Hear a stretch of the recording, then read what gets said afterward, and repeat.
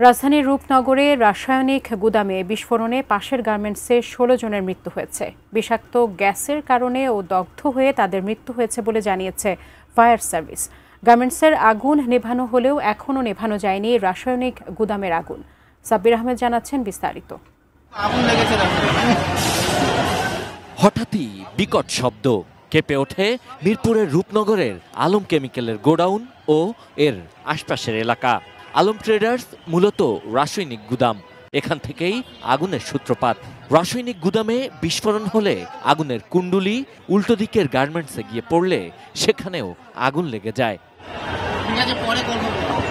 গার্মেন্টসে আগুন লাগার পাশাপাশি আশপাশে বিষাক্ত ধোঁয়া ছড়িয়ে পড়ে। এ কারণেই প্রাথমিকভাবে গার্মেন্টসে থাকা কর্মীদের মৃত্যু হয়েছে বলে ধারণা ফায়ার সার্ভিসের। এই পর্যন্ত 16টি মৃতদেহ পেয়েছি।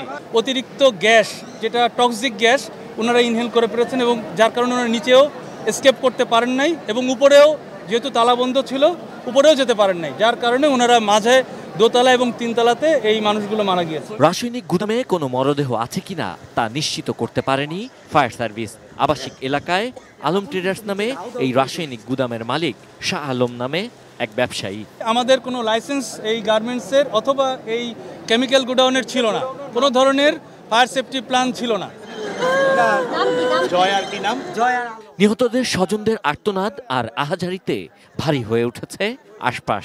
তারা স্বজনদের খোঁজে ভিড় করতে থাকেন আগুন লাগার স্থানে। আমার মেয়ে গার্মেন্টসে ঢুকতে এসেছি পরীক্ষা দিই, আজকে 14 দিন আমার মেয়ের গার্মেন্টসের জীবন। বাড়িতে চেষ্টা করতেছি কিন্তু দুবার নাকি কেমিক্যাল ফুটে গেছে তো কিন্তু পথ পাইতেছি না। এখন কি ও বাঁচে আছে না মরে গেছে এটা আমরা তো জানতাছি না। মরদেহগুলো ঢাকা মেডিকেল কলেজ হাসপাতালের মর্গে পাঠানো হয়েছে।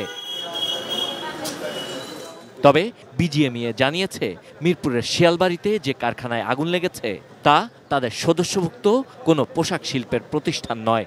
এটি একটি ওয়াশিং কারখানা বলেও জানিয়েছে বিজিএমইএ।